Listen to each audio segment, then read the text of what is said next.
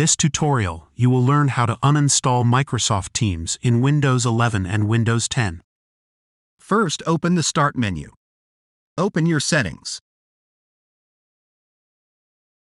Open Apps. Open the Installed Apps section.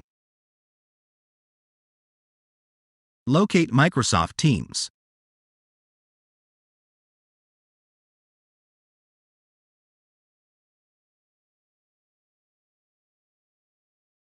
Click on the three dots to open the Microsoft Teams app options. Click on Advanced Options.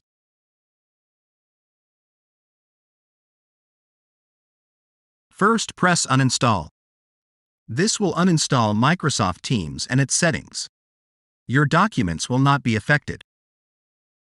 The Microsoft Teams app and its related data will be uninstalled. If this tutorial helped you, don't forget to leave a like and subscribe. Thanks for watching.